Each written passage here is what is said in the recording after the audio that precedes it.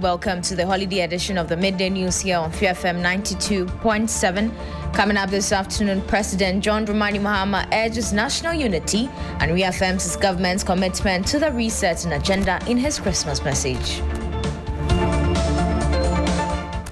Also, Minority Leader afenyo-markin has warned against divisions and disunity in the new Patriotic Party ahead of the party's flagbearer race in January 2026.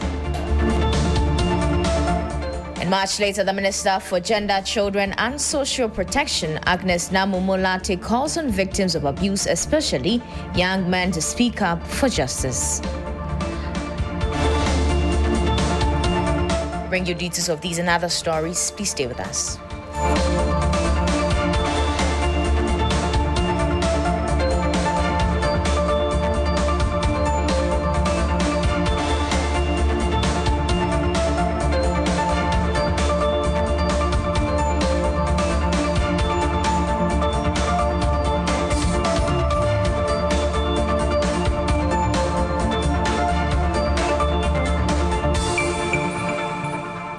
Thank you for staying with us. I am Enyonam Haligah. Now to our first story. President John Dramani Mahama has reaffirmed his administration's commitment to the resetting agenda in his Christmas message to the nation. In his first Christmas message since returning to the office on January 7 this year, President Mahama expressed gratitude to Ghanaians for their confidence reposed in his leadership and described the season as one of hope and renewal. He says his government remains focused on positioning Ghana on a path of inclusive growth, job creation, accountability, and shared prosperity. The president acknowledged the scale of tax ahead, particularly at a time of heightened public expectation, but assured Ghanaians of his resolve to revive the economy, complete stalled projects, and expand national infrastructure.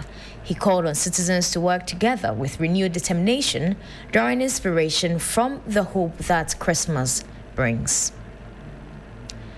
Now, still on the celebration, religious festivals in Ghana continue to bring hope for people of diverse faith together in shared joy and fellowship. Over the years, the tradition has strengthened interfaith tolerance, contributing to the country's enduring peace and unity. This Christmas season is no exception, as Nura Muhammad takes to the streets of Accra to explore how religious harmony remains a defining feature of Ghanaian society. During Islamic celebrations such as Eid al-Fitr and Eid al-Adha, many Muslims in Ghana share the festivities with non-Muslim friends, neighbors, and even strangers. Food and meat are freely shared as communities come together to honor the occasion. Similarly, during Christmas and Easter, many Christians across the country open their homes and celebrations to Ghanaians of other faiths. This long-standing tradition has helped foster decades of interfaith unity, solidarity, and mutual respect, an example admired beyond Ghana's borders. Sheikh Armiya Shaibu, the official spokesperson for the National Chief Imam, weighs in. During such a festivity, I do receive hampers and gifts from in fact, just about some 2 days ago, one of my very good working partner, we worked together on the religious plane. She brought me a hamper, and I received it. I have a good friend pastor with whom I share platform on every Thursday on the television, and every Christmas he gives me, and just like I also give him in Eid al-Adha, and I share with him. This is symbolically to indicate that we are not enemies, and that within a spirit of interfaith harmony and unity as a nation, we can build on our common values and our common humanity, and build a nation that is characterized by peace, love, and unity. In Nima, a predominantly Muslim community in Accra, we spoke with residents and traders about how Christmas is observed in the area. Dr. Kasim Abdullahi, a Muslim lecturer at the University of Cape Coast, says his Christian friends celebrate Christmas with him every year. This is a blessing that Ghana has. If there is one thing that we all have to cherish and safeguard, it is the peace that we enjoy as Muslims, Christian, and even people of other faiths.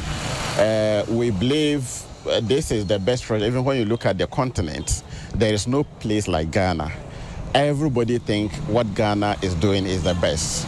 And the only thing that is keeping us united is the understanding that we have. I have lots of, Christian friends, in fact, right from school days till now.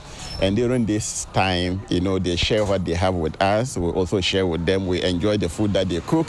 They share with us. For these traders at Nima, the Christmas season is celebrated by Christian and non-Christian traders alike. Yes, some Muslims celebrate the Christmas, not all. We help them to enjoy their moment. It promotes unity a lot. We all come together. We are like a family. The Muslims are a majority here, but during Christmas, the market is quite empty. It's a good thing that we have peace and tolerance of one another. They give us lots of food and meat during the Eid, just like we do during Christmas.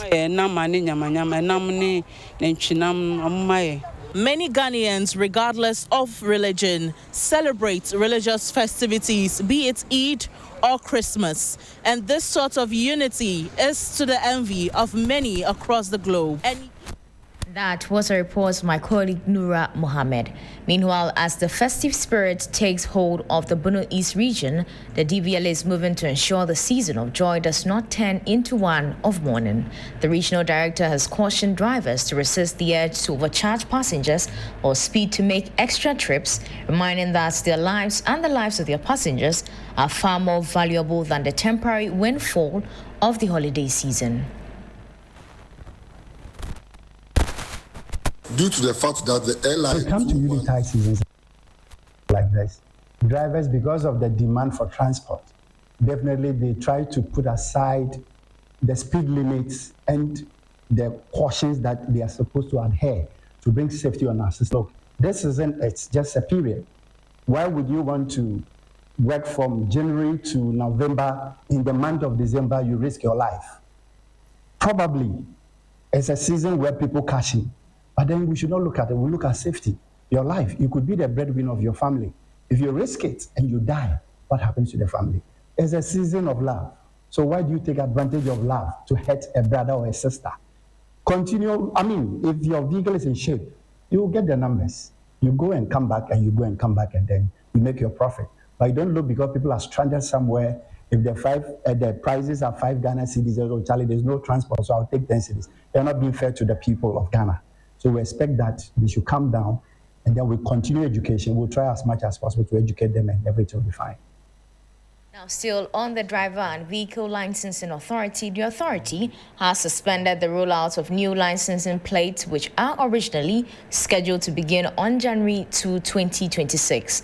The new chip-embedded vehicle registration number plates are designed to incorporate modern technology to improve trackability and enhance road safety. However, the rollout has hit a snag due to the failure to secure the necessary amendment to the Road Traffic Regulatory 2012, that's LI 2180, which specifies the content and format of the vehicle number plates. Due to the fact that the LI 2180 amendments have not gone through, the Driver and Vehicle Licensing Authority, DVLA, announces to the general public the suspension of the impending rollout of new license plates slated for 2nd January 2026. We have given extension to all DP stickers to operate, so we come back with another announcement.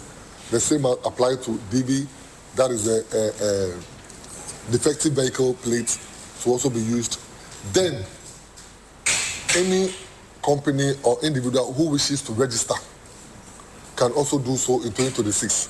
Just that you must be mindful of the fact that when the new ones are being rolled out, you'll be compelled to change and pay again.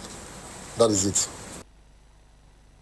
Meanwhile, the Vehicle Embossment Association of Ghana has filed an injunction at the High Court in Accra seeking to restrain the DVLA from rolling out a digital or any new vehicle number plate registration system. The DVLA boss, however, insists the authority is acting within its legal mandate.